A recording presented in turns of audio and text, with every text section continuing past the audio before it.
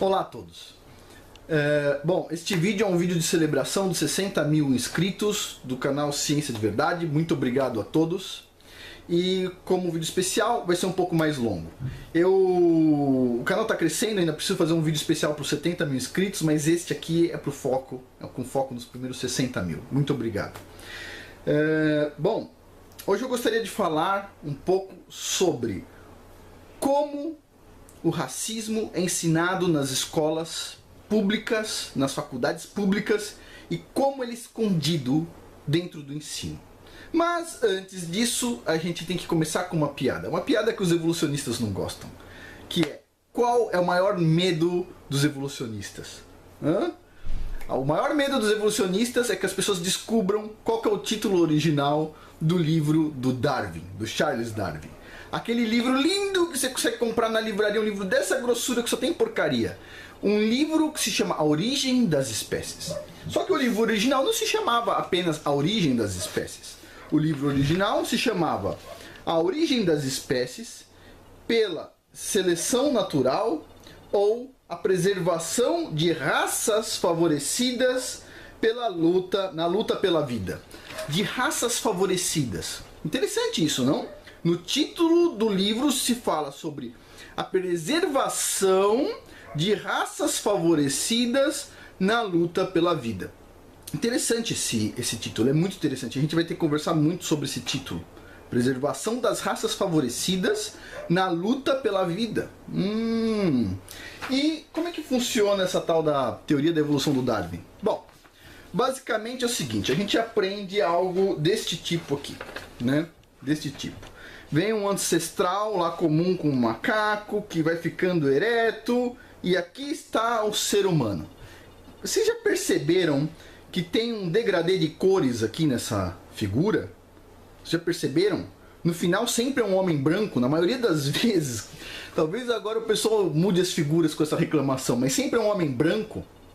Tipo, vocês percebem como é que funciona na cabeça a ideia original do negócio? Então, é lógico, a gente poderia entrar em vários fatores aqui. Um dos fatores é este aqui. Vou pegar a mesma figura como observação, que é o seguinte, né? Este aqui existem milhões.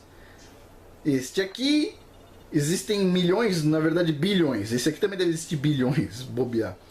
Agora, esses aqui, cadê eles, né? Não existe nenhum. Ou seja, a gente saiu de uma coisa parecida com esta e chegou aqui. Este cara praticamente existe. Este cara existe. E esses aqui? Por que a gente não vê eles andando pela rua? É interessante essa figura. Se vocês forem analisar, você vê que o homem moderno ele é mais musculoso do que os antecessores, inclusive, né? Os que em tese caçavam, né? Ele é mais musculoso, claro. Putz.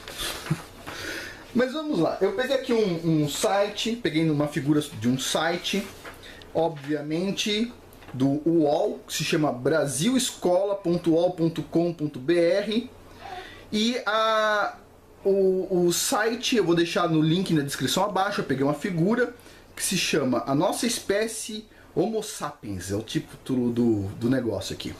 Eu vou deixar essa figura do site Brasil Escola do UOL para vocês conferirem. Olha só que interessante. Este aqui é o não evoluído, ok? E este é o evoluído. Gozado, né? Gozado, né? Porque eles sempre mudam a tonalidade das figuras, né? Por que não colocam uma pessoa atual, Homo Sapiens, negro? Por que eles sempre comparam dessa forma? Sempre branco com um ancestral de tom de pele mais escuro. Por quê? Por que será? Não, é uma teoria da conspiração? A gente vai ver sobre essa teoria da conspiração, ok? Vamos falar sobre essa teoria da conspiração, né? Olha só, isso não é teoria da conspiração, porque eu vou mostrar alguns dados aqui. Olha que interessante. Eu vou falar uma parte teórica. No final, vocês vão entender melhor onde eu vou juntar tudo isso. Mas antes eu preciso contar uma história. Uma história sobre grandes professores de evolução. Grandes admiradores de Charles Darwin. Pessoas de faculdades de renome. várias faculdades de renome. Eu vou precisar falar sobre eles e sobre uma história. A história de um rapaz, ok? Um monte de professores, essa história é sobre um monte de professores, os maiores intelectuais de sua época e um rapaz. Um rapaz. Bom, história meio complexa. Então vamos lá. O que eu vou contar aqui não foi inventado, está no site The Guardian. Também tem um livro sobre o que eu vou contar aqui. Eu vou contar detalhes. E isso aqui é uma história real. E nós vamos falar sobre o Otto Benga, ok? O maior pesadelo dos evolucionistas. Otto Benga, esse rapaz negro da África que virou um espetáculo nos Estados Unidos proposto por evolucionistas, que falavam que ele, este ser humano, era menos evoluído do que outros seres humanos, ok? A história é o seguinte, eu vou ler pedaços aqui do artigo do The Guardian, vocês podem ler na íntegra depois. Olha só, vamos lá. Os clérigos negros que tinham sido convocados para a Igreja Batista Mount Olivet, no Harlem, foram chamados para uma reunião de emergência na segunda-feira, dia 10 de setembro de 1906. Chegaram em um estado de indignação. Um dia antes, o New York Times, esse jornal fake news que até hoje é fake news, havia relatado que um jovem africano, um chamado Pigmeu, havia sido exposto na Casa dos Macacos do maior zoológico da cidade. Em 1904, Otto Benga foi raptado do Congo e levado para os Estados Unidos, onde foi exposto junto com os macacos. Tá? Esse ser humano que eu vou falar mais sobre ele. Em antecipação de multidões maiores, depois da publicação do New York Times, Benga foi transferido de uma gaiola de chimpanzés para uma gaiola maior, para torná-lo mais visível aos espectadores. Ele também foi acompanhado por um orangotango chamado Dohan. Tá? Eu vou mostrar aqui quem que foi o Otto Benga. Otto Benga, aqui tem uma foto dele na tribo dele, é este rapaz aqui, tá? Este rapaz, aqui do site The Guardian, esta foto. Este rapaz aqui, um rapaz negro da África. E aqui já ele nos Estados Unidos, junto com o macaco na jaula no zoológico de Nova York. Ok? Bom, vamos lá. Vamos continuar aqui. Jornais, cientistas, funcionários públicos, cidadãos comuns de Nova York se divertiram no espetáculo. No final de setembro, mais de 220 mil pessoas haviam visitado o zoológico duas vezes mais do que no mesmo mês do ano anterior. Quase todos se dirigiam diretamente para a casa dos primatas para ver Otto Benga. Fora da gaiola tinha um sinal que dizia o seguinte: o pigmeu africano Otto Benga, idade 23 anos, altura 4 pés e 11 polegadas, peso 103 libras, trazido do rio Kassai, Congo Free State, Congo, África Central, pelo Dr. Samuel Werner, ok? Vamos gravar esse nome, Samuel Werner, ok? As tentativas dos pastores de se comunicar com Otto Benga falharam. Ele falava uma língua diferente do inglês, obviamente. Mas sua tristeza palpável e o sinal, a sua tristeza, deixaram eles indignados. Os pastores disseram o seguinte: somos francos o suficiente para dizer que não gostamos dessa exposição de uma pessoa de nossa raça, comparando elas com macacos. Gordon disse o seguinte: nossa raça, pensamos, está deprimida o suficiente sem se exibir um de nós como macacos. Pensamos que somos dignos de ser considerados seres humanos com almas, disse o pastor negro quando foi visitar o Otto Benga. Ok.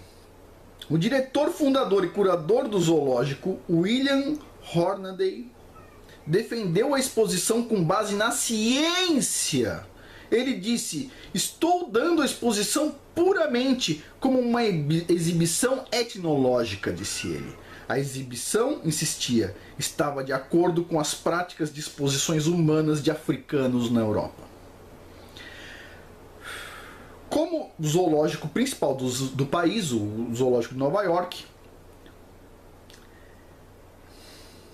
e por ser muito próximo do presidente Theodore Roosevelt, Hornaday, esse diretor, teve o apoio de 2 dos membros mais influentes da Sociedade Zoológica Americana, ambos figuras proeminentes no estabelecimento da cidade.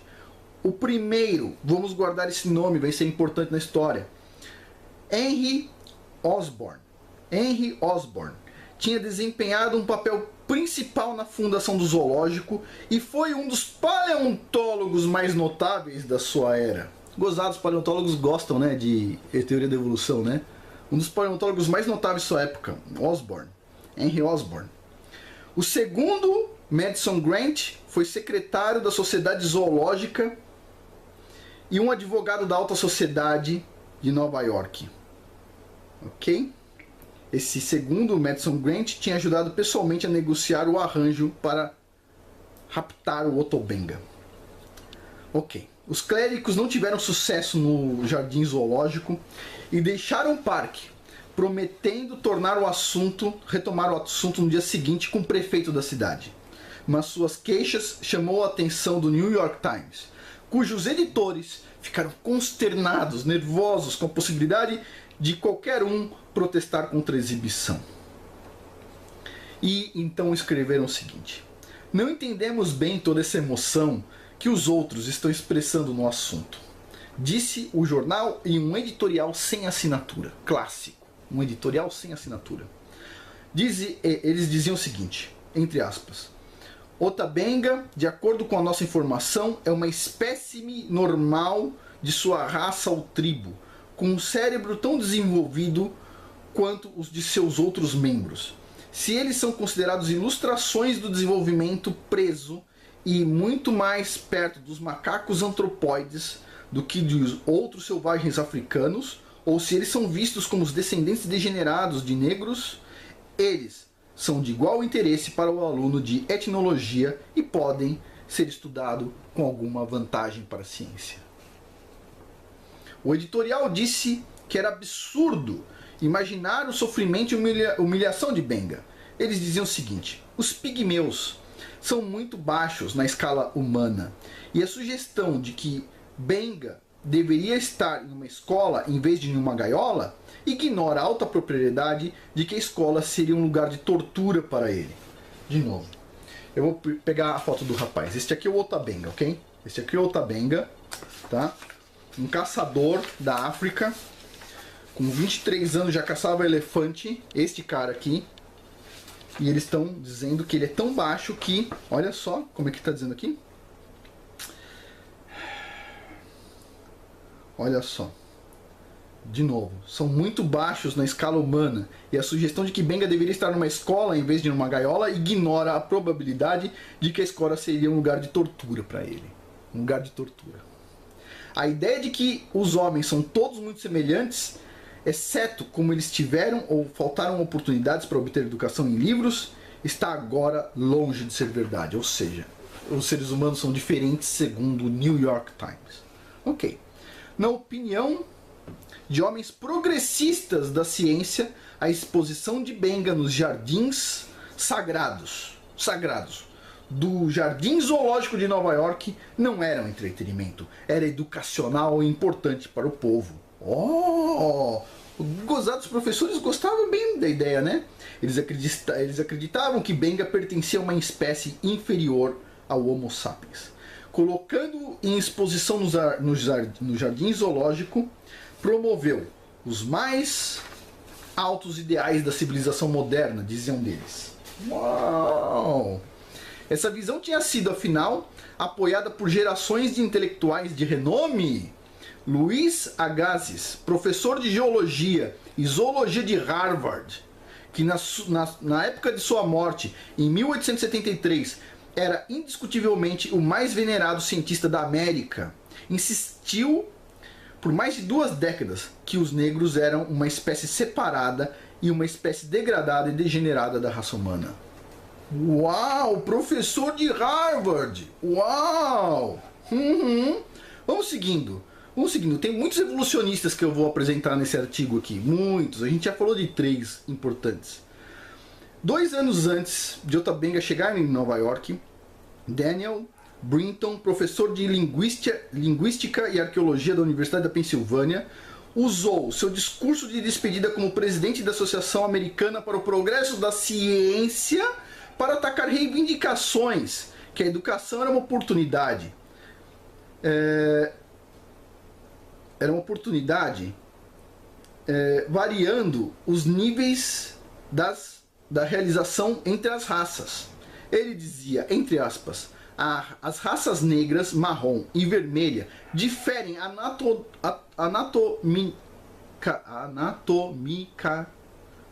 anatomicamente tanto do branco, especialmente nos órgãos esplâncnicos, que mesmo com capacidade cerebral igual, nunca poderiam rivalizar seus resultados com esforços iguais. A força dominante dessa ideia, incorporada na ciência, na história, nas políticas governamentais e na cultura popular, tornaria o desconforto e humilhação de Ota Benga incompreensíveis para a grande maioria das pessoas que testemunharam isso. Que poderia ter ocorrido na cidade mais cosmopolita dos Estados Unidos no século XX parece motivo suficiente de espanto. Mas o que aparece na superfície como uma saga da degradação de um homem, um espetáculo vergonhoso, é mais de perto a história de uma era de ciência, de homens, instituições e de ideologias raciais que ainda perduram até os dias de hoje. Samuel Werner, já falei sobre ele aqui no vídeo. O autodenominado explorador africano que levou Benga do Congo disse a um repórter do New York Times que nem ele e nem o parque iriam lucrar com a exposição. O público, ele insistiu, é o único a lucrar com isso. Werner alegou ainda que Benga estava lá por sua própria vontade. Ele é absolutamente livre. A única restrição que se coloca sobre ele é para impedir que ele fuja do parque. Ou seja, ele está dentro de uma gaiola, ele está livre, mas o motivo de colocar uma gaiola em volta dele é para ele não fugir. Tipo, ele é livre, mas ele não pode sair da gaiola. Entendi. Não entendi. Isso é feito para sua própria segurança. Segurança, claro. Bom, uma semana depois que relatou seu triunfo, né? O primeiro pigmeu foi pego, exclamou ele no dia 20 de março de 1904. No dia em que a vida de Ota Benga mudaria radicalmente, Werner disse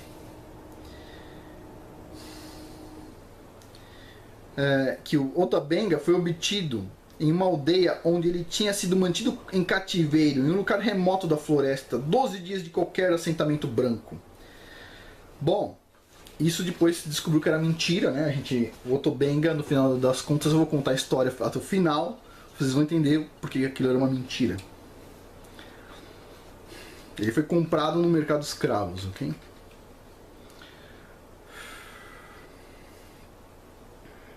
Olha só. Esse mau caráter disse que o Ota Benga estava encantado de vir conosco, porque estava a muitos quilômetros de seu povo. Depois ele escreveu uma manchete, né, a um desses jornais que se chamava Um Capítulo Não Contado de Minhas Aventuras Enquanto Caçava Pigmeus na África. Uau! Mas tudo bem, vamos voltar aos cientistas, né? O Hornaday, um pesquisador que eu já falei aí, um evolucionista, já falei atrás, né? Queixou-se que o menino faz completamente o que agrada a ele e é totalmente impossível controlá-lo. O rapaz começou a ficar cada vez mais nervoso. Ele gritava e falava algo que ninguém entendia na cela dele. Ele repetia aquilo que ninguém entendia, e repetia, e repetia, e repetia, e repetia, e começou a ficar cada vez mais nervoso. Esse Hornaday expressou a problemática os seus detentores sempre que eles tentavam trazê-lo de volta à jaula dos macacos. Tipo, eles deixavam o Otobenga sair um pouco para dar uma voltinha no zoológico, enquanto as pessoas viam ele, e depois eles iam levar de volta para a jaula dos macacos. Então, o Otobenga não gostava disso e tentava morder eles. Gritava sempre a mesma coisa, E ninguém entendia o que ele falava. Ok. Olha só, o Los Angeles Times cobriu a sensação no dia 23 de setembro sobre a manchete. Um pigmeu genuíno, Otobenga, pode conversar com orangotangos em Nova York. Uau! Outro autodescrito explorador africano, John Vane Tempest, publicou um artigo no New York Times, o fake news, disputando a classificação do zoológico de Benga como pigmeu. A manchete dizia o seguinte: o que é Otobenga? Esse rapaz, esse John Vanity Tempest, disse que com base em sua experiência, olha que cientista maravilhoso, Benga era na verdade um Otentote do sul da África e afirmou ter conduzido uma conversa com Benga na língua dos Otentotes. Sabe por que eu tenho dificuldade de falar essas palavras? Porque são tudo lixo, não serve pra nada na ciência, não serve pra nada em nada, não serve pra nada. Isso aqui é lixo, não devia nem existir essa palavra, percebe? Mas eu vou continuar. De acordo com esse John Vanity Tempest, Benga tinha dito pra ele na língua dos Otentotes aí, qualquer, que tinha grande satisfação estar no seu cativeiro. Ele disse o seguinte, entre aspas: ele gosta do país do homem branco, onde é tratado como um rei. Tinha uma sala acolhedora, um quarto esplêndido, um palácio cheio de macacos, onde desfrutava de todos os confortos de uma casa, exceto por ter poucas esposas. Este relato absurdo, no entanto, foi apresentado como uma notícia direta. Ok? Ele disse que conversou com o Otobenga. O reverendo, aí tem que entrar a igreja em algum momento. O reverendo Matthew Gilbert, aí sim, agora a gente vai melhorar a história, da Igreja Batista, escreveu ao New York Times para relatar que o espetáculo do cativeiro de Benga havia inflado o traje dos afro-americanos de todos os Estados Unidos. Só o preconceito contra a raça negra tornou possível tal coisa neste país, disse Gilbert. Tive a oportunidade de viajar para o exterior e estou confiante de que tal coisa nunca aconteceria em outro país civilizado.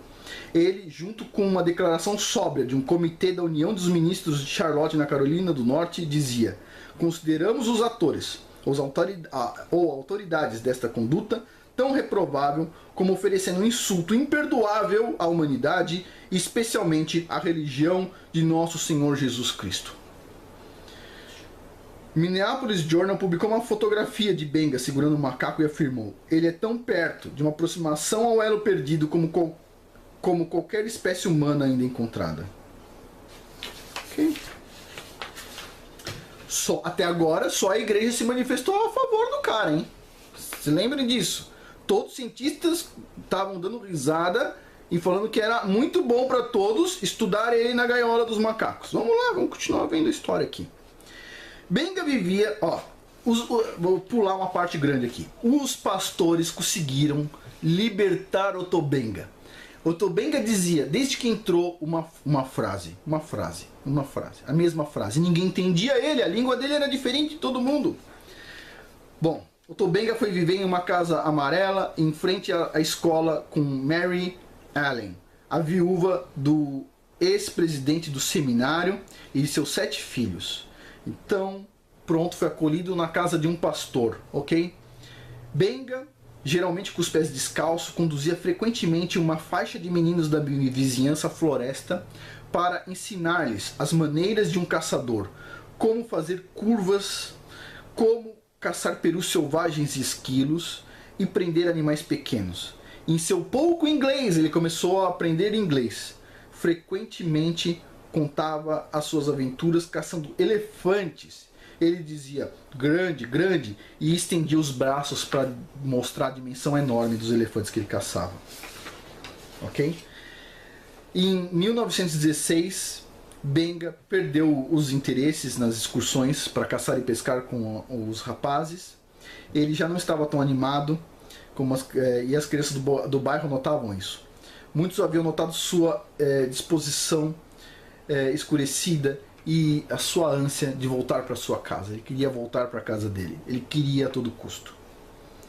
Antes de amanhecer, num determinado dia, ele pegou uma arma que tinha escondido e disparou uma única bala através do seu coração na angústia angustiante, e ele estava livre.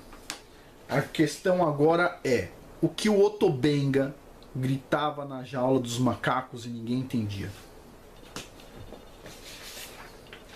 Isso aqui é a lápide do Otto Benga, e o que ele gritava era: eu sou um homem, eu sou um homem. Ok? Esse rapaz aqui. Ok? Só isso. Só queria ser tratado como um ser humano. Ok? Agora, a gente vai falar sobre a parte teórica disso tudo. Bom, eu vou deixar o link abaixo de um artigo do Olavo de Carvalho que se chama Por que não sou fã de Charles Darwin? Ok? Separei um pedacinho para vocês entenderem o contexto. São 3 artigos rápidos que eu vou pegar trechos, tá? Olha só. Puramente farsesco, no entanto, é o esforço geral para camuflar a ideologia genocida que está embutida na própria lógica interna da teoria da evolução. Quando os apologistas do cientista britânico Charles Darwin admitem a contragosto que a evolução foi usada para legitimar o racismo e os assassinatos em massas, eles o fazem com monstruosa hipocrisia. O darwinismo é genocida em si mesmo, desde a sua própria raiz. Ele não teve de ser deformado por discípulos infiéis para se tornar algo que não era.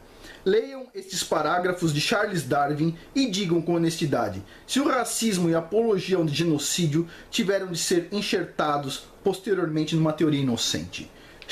Frase de Charles Darwin, entre aspas. Em algum período futuro não muito distante, se medido em séculos, as raças civilizadas do homem vão certamente exterminar e substituir as raças selvagens em todo o mundo.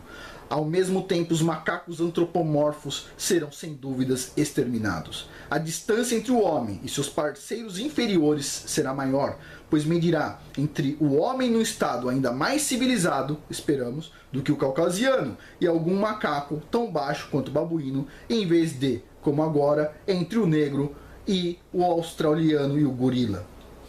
Tem mais, diz Olavo de Carvalho. Entre aspas, palavras aqui de Charles Darwin. Olhando o mundo numa data não muito distante e incontável número de raças inferiores, que incontável número de raças inferiores terá sido eliminado pelas raças civilizadas mais altas. Continuando, entre aspas. Entre os selvagens, os fracos de corpo, preste atenção os aposentados todos. Entre os selvagens, os fracos de corpo ou mente são logo eliminados. E os sobreviventes geralmente exibem um vigoroso estado de saúde. Nós, civilizados, diz Charles Darwin, olha como ele é civilizado. Por outro lado, fazemos o melhor que podemos para deter o processo de eliminação. Construímos asilos para os deficientes, que absurdo, para os aleijados, para os doentes, instituímos leis para proteger os pobres. Os nossos médicos empenham ao máximo de sua habilidade para salvar a vida de cada um até o último momento. Os membros mais fracos da sociedade civilizada propagam a sua espécie. Ou seja, ele está falando o seguinte: os membros mais fracos, a gente paga hospital para as pessoas mais pobres, a gente paga asilo, a gente paga tudo, para quê? Ele diz aqui, para os seres mais fracos propagarem a sua semente. Olha aqui. Ninguém que tenha observado a criação de animais domésticos porá em dúvida que isto, Charles Darwin, deve ser altamente prejudicial à raça humana. E surpreende ver o quão rapidamente a falta de cuidados, ou os cuidados erroneamente conduzidos levam à degeneração de uma raça doméstica. Mas, exceto no caso do próprio homem, ninguém jamais foi ignorante ao ponto de permitir que seus piores animais se reproduzissem. De novo. Exceto no caso do próprio homem, ninguém jamais foi ignorante ao ponto de permitir que seus piores animais se reproduzissem. Frase de Charles Darwin, ok? O racista. Mas vamos continuar. Artigo número 2. Eu vou colocar abaixo a descrição, o link. Vocês leem ele inteiro. Eu vou pegar alguns trechos importantes. Olha só. O nome deste artigo é A Teoria da Evolução e a Ascensão do Racismo. Diz o seguinte: é fácil condenar os pecados dos outros, mas é importante perguntar como foi possível que um líder como Hitler conseguiu atrair milhares ou mesmo milhões de alemães inteligentes para sua causa. Uma coisa é dizer que Hitler era maluco, mas outra é dizer que todos os alemães eram tão malucos quanto ele.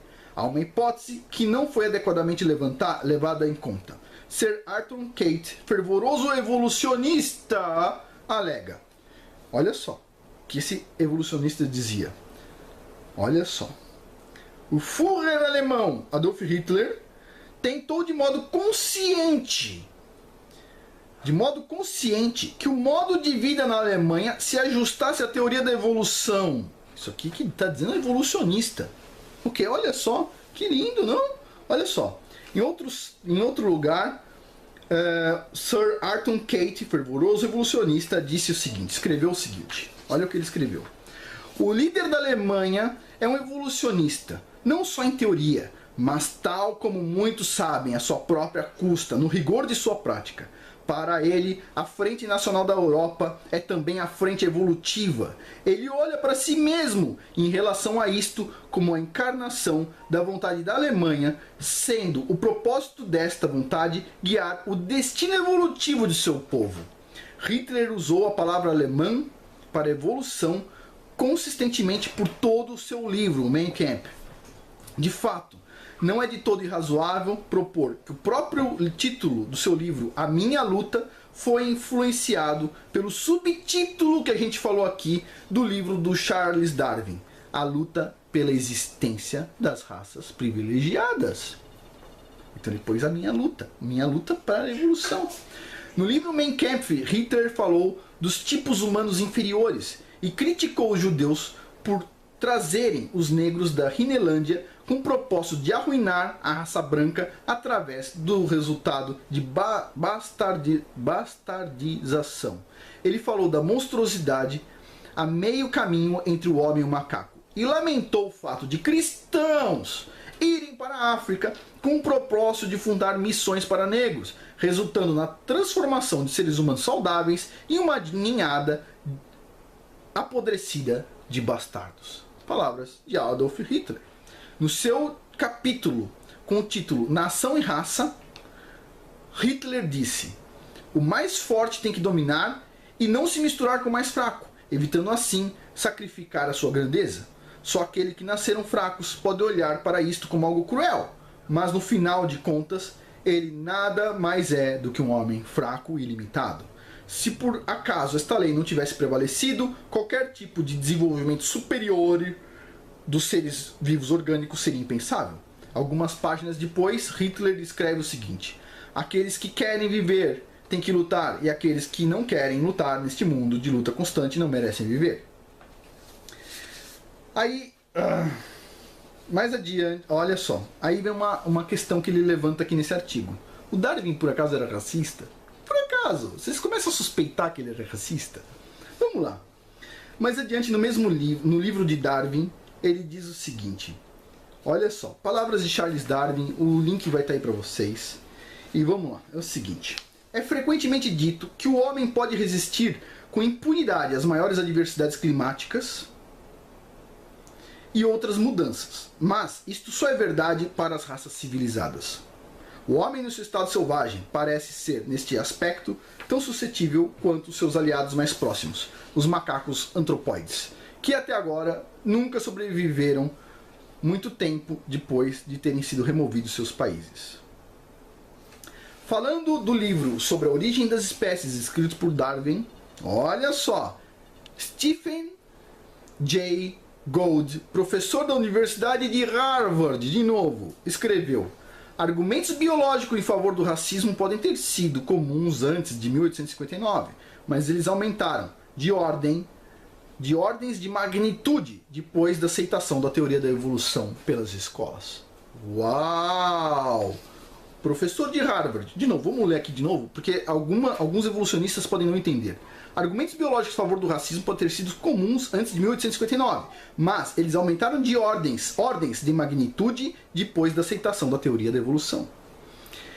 Ele prossegue citando várias fontes como forma de confirmar a sua tese, mas dois nomes que não aparecem na sua seção com o nome racismo são Edwin Coghlan e Henry Osborn. A gente já falou sobre eles, sobre o Osborn.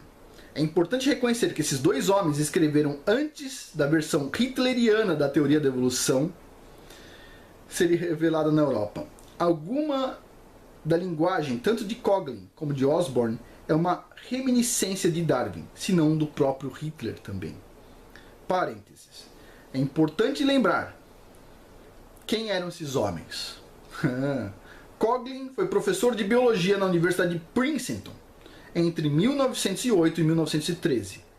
Também foi presidente da Associação para o Avanço da Ciência em 1936, o ano dos Jogos Olímpicos de Berlim.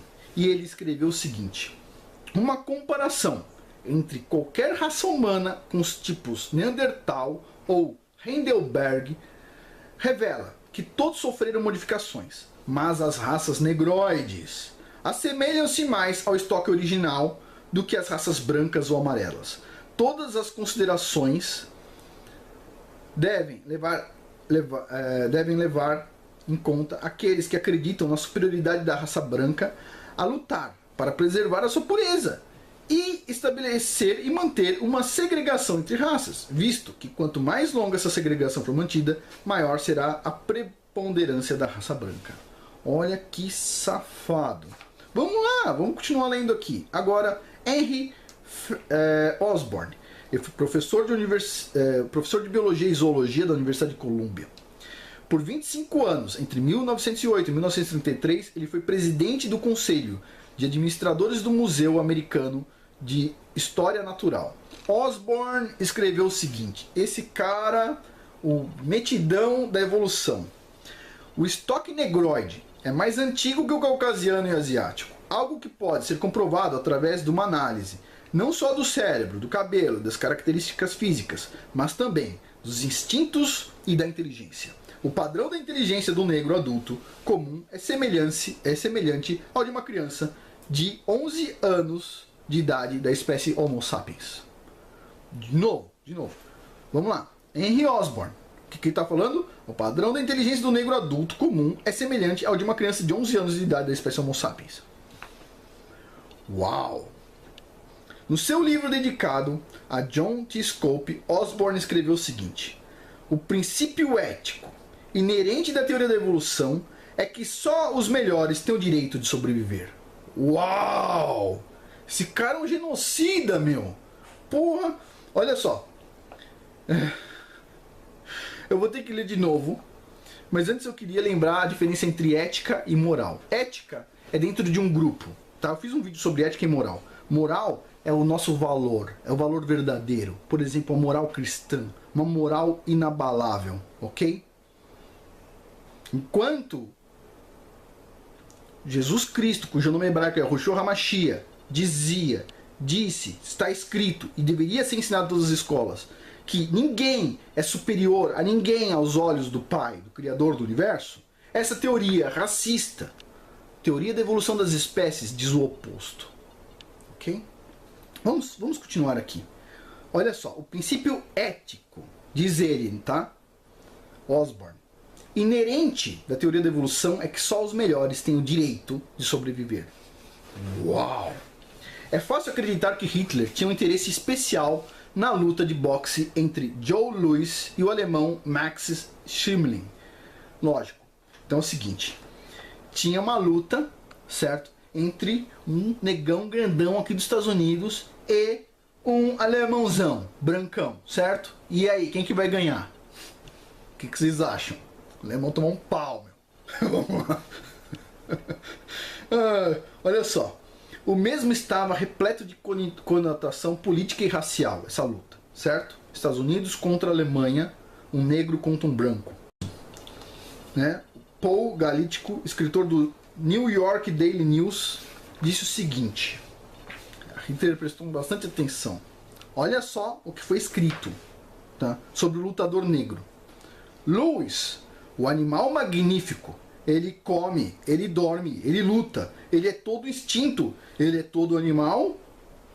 Ou será que os milhões de anos deixaram uma dobra no seu cérebro? Eu vejo neste homem colorido algo tão frio, tão duro, tão cruel, que me questiono da sua bravura. A coragem dos animais é o desespero. A coragem dos seres humanos é algo incalculável e divino. Olha, sério. Olha o que ele falou sobre o lutador negro. Louis, o animal magnífico, ele come, ele dorme, ele luta. Ele é todo instinto, ele é todo animal? Pergunta com interrogação. Ou será que os milhões de anos deixaram uma dobra no seu cérebro? Eu vejo neste homem colorido algo tão frio, tão duro, tão cruel, que me questiono da sua bravura. A coragem dos animais é desespero, diz ele aqui. A coragem dos seres humanos é algo incalculável e divino. Oh! Em novembro de 1985, aqui é outra coisa, desculpa. O último fato aqui. Ah, não, tem mais um. Isso aqui, ó. Ainda existe exemplo de racismo nos dias de hoje? A pergunta desse cara no final do artigo. Ele diz o seguinte: em novembro de 1985, muito recentemente, tá? 85, o National Geographic Society mostrou ao público na sua revista uma exibição de 4 milhões de anos de bipedalismo. 9 hominídeos fortemente sugestivos num desenvolvimento evolutivo são desenhados, começando pelo Anthropopithecus afarensis, um tipo Lucy. De novo, a dificuldade de ler esse tipo de palavra porque ela é inútil, não devia existir. Até o moderno Homo sapiens. Os primeiros 5 da sequência tinham a pele mais escura. E os últimos 4 uma pele mais clara. O editor reconheceu que a cor da pele é especulativa. Não dá para saber quem era negro e quem era branco, né? Agora, o que eu posso falar sobre isso? Vamos lá. O cristão, seguidor do Senhor Jesus Cristo, cujo nome hebraico é o Yoshua HaMashiach, não tem opção pelo racismo, ok? Atos 17, 26 diz o seguinte: Deus criou primeiro um homem, e deste vieram todas as raças humanas que vivem no mundo inteiro. Ok? Um cristão não é racista. Mas vamos lá. E alguém vai virar para mim e falar: mas espera aí, Darwin não era um racista. Por quê? Porque conta-se a ideia de que ele era muito sensível aos seres vivos, aos animais. Ok? E só que o que é levantado aqui é o seguinte: você ser sensível a um cachorro, você não gostar de ver o sofrimento de um cachorro, não significa que você acha que o cachorro é igual a você. Percebe? O Darwin era um racista, a teoria dele é racista, foi usada pelos nazistas, ok? Então aqui a gente vai levantar algumas questões. Pergunta número 1.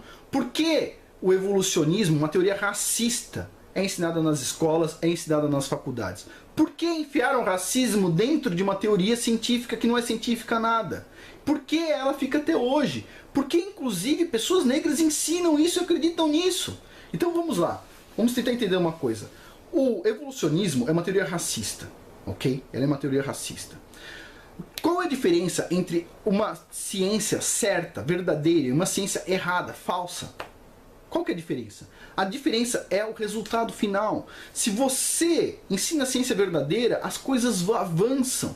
Você cria computadores, você cria internet, você cria formas boas de melhorar, por exemplo, cirurgias e tudo mais. Você vê um resultado positivo lá na frente, ok? Agora, o evolucionismo traz algum resultado positivo para a sociedade? Vamos lá, vamos pensar um pouquinho. Ensinar Bíblia para as crianças, o pessoal diz que é errado. Ensinar a Bíblia para as crianças faz com que as crianças não sejam racistas, ok? Ou seja, a Bíblia te leva para um caminho que é ruim? você vai ser um racista se você ler a Bíblia? Não, você não vai ser um racista de jeito nenhum. A não ser que a pessoa entendeu tudo errado, como já aconteceu muitas vezes. Mas a Bíblia te leva para um bom caminho. E a teoria da evolução vai te levar para um bom caminho? Que tal a gente analisar a história da ciência? Ver como é que a ciência procedeu. Tá ok? Então é isso. O pessoal ainda ensina racismo nas escolas. Se o seu professor te obrigar a aceitar uma coisa que você não quer, simples, simples.